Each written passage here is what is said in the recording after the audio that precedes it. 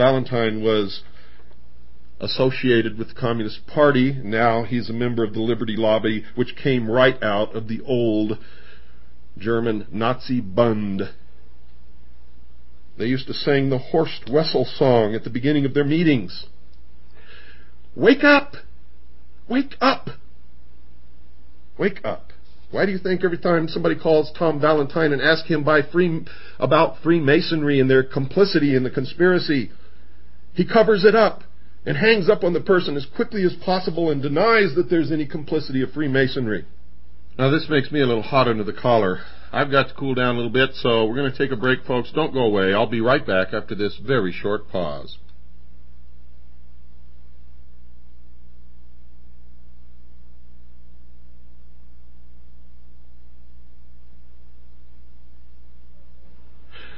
Well, folks, I needed that little break. I'll tell you right now, Tom Valentine has been attacking me for years because he knows that I know who he is and what he's about, that I know the origins of the Liberty Lobby, that I know their message is that our government is no good, it doesn't work, that it's turned against us, and it's all lies.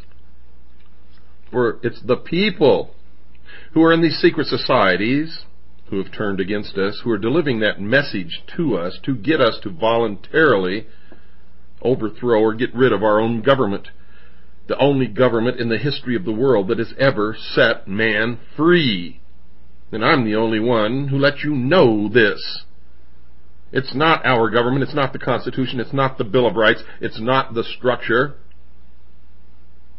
It's the secret societies. It's the Tom Valentines. It's the Bogreitzes. It's all of these people who belong to Freemasonry, and the Ancient Order of the Rose and Cross, and the Knights Templar, and the Sovereign and Military Order of the Knights of Malta, and the Order of St. John of Jerusalem, and many more. Many more.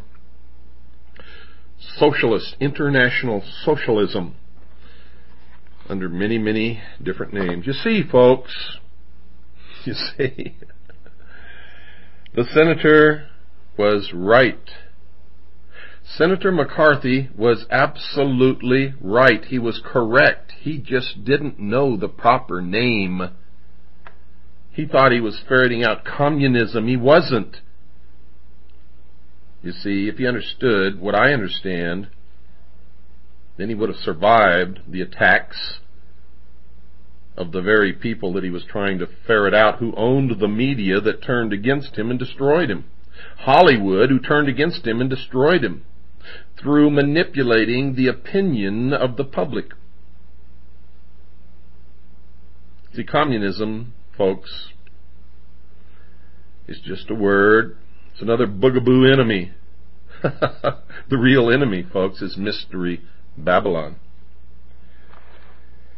I could never say what I said tonight before, because if I had, it would have been misinterpreted. I had to have independent verification that the Stell group worshipped Lucifer before I could reply legitimately to the attacks upon me by Tom Valentine. Because if I had told you what I know without independent verification, all of you would have turned against me as being a poor sport or some other bullshit. It's a real load off my chest to be able to deliver that message to you. I can tell you that right now. Real load off my chest. Let me continue. Remember, this is chapter 9 of A. Ralph Epperson's book, The New World Order. So there is a basic disagreement about the nature of Lucifer, also known as Satan or the devil. The Bible depicts him as a force for evil, and Mr. Pike and others pictures him as a force for good. But the connection between Lucifer and the ancient mysteries needs to be further amplified. The mysteries had a purpose, to create a Superman. Where have you heard that before? Hitler said it, and they're working in secret in laboratories right now toward the same goal. The mysteries had a purpose, to create a Superman, one capable of understanding the true nature of the universe and to worship the true God. W.L. Wilmshurst, a Mason, wrote these thoughts in his book entitled The Meaning of Masonry. Quote, "This the evolution of man into Superman was always the purpose of the ancient mysteries, and the real purpose of modern Masonry is not the social and charitable purposes to which so much attention is paid, but the evolution of those who aspire to perfect their own nature and transform it into more godlike quality, unquote. And need I say as an aside here, what a Freemason said to a friend of mine who was his son? He said, "Son, if you are not one of us, you are nothing." And of course the son was not one of them, and to his great credit has never become one of them. W.L. Wilmshurst amplified this thought a little later in his book. Quote, "Man who has sprung from the earth, meaning that he was not created by a creator, God, and developed through the lower kingdoms of nature to his present rational state, has yet to complete his evolution by becoming a God-like being and unifying his consciousness with the omniscient, to promote which is and always has been the sole aim and purpose of initiation," unquote. And he goes on, quote, "No higher level of attainment is possible than that in which the human merges in the divine consciousness and knows as God knows," unquote. What have I been telling you all this time, folks? So just as Satan tempted mankind with the ability to know good and evil themselves, just like God, without his assistance, now the Masons are teaching that they too could become a God through an initiation into the ancient mysteries. John Anthony West, in his book Serpent in the Sky, wrote this in support of Mr. Wilmshurst's statement, quote, "Egypt started with the concept of divine attributes within man. The gods are not brought down to earth, rather man is raised to the gods," unquote. Others, besides the above-mentioned Masons like Louis Feuerbach, have joined the discussion with similar thoughts. He was a 19th century philosopher and a hero of the communists like Karl Marx.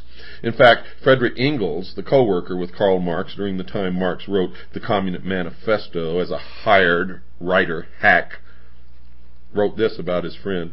Quote, "All the communists of 1845 were followers of Feuerbach.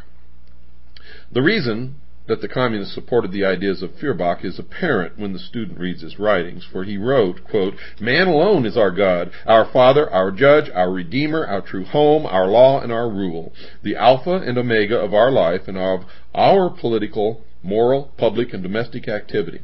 There is no salvation save through the medium of man,' unquote." John Denver, the well-known popular singer, has adopted this same philosophy about his divinity. He has been quoted as saying this after his new conversion. Quote, "It's the single most important experience of my life. I can do anything. One of these days I'll be so complete I won't be human, I'll be a god," unquote. It's the same thing that's taught in the Mormon Church. If a married couple produce many children and conform to the teachings of the church, then when they die, they will be gods, and they will be given a planet of their own, and they will continue their reproduction, only they will be souls, and they will populate the planet and will be the gods of the planet. What crap! What absolute crap! Where do these people get their egos? I'll be a god. Yeah, sure you will. If you guys are all gods, then how come you still got to pay your bills? How come you get sick? And how come you got to go to the doctor? And if you go to the doctor, what's that make the doctor if you're God? Huh? You're all a bunch of fools. You're blithering idiots. You've lost your mind. Your egos have run away with the rest of you. And you're going to die like everyone else. And you're going to find out, like everyone else, what really happens when people die. And as far as I know, no one on this earth really knows or is likely to know until it happens to them.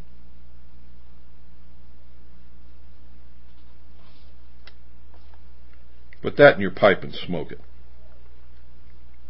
Mr. Hall, the Mason, stated a similar thought when he wrote this in his book entitled Lectures on Ancient Philosophy. Quote,